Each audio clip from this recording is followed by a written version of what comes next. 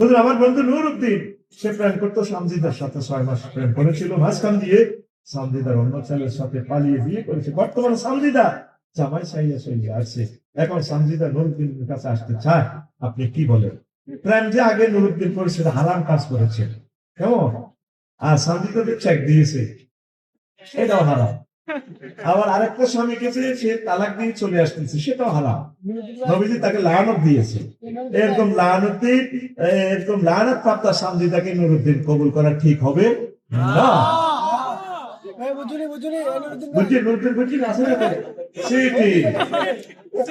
কুমিল্লার বললাম না, সে না আমি আইনারে হ্যাঁ ফলাইছে কোন দিনে নুরউদ্দিন না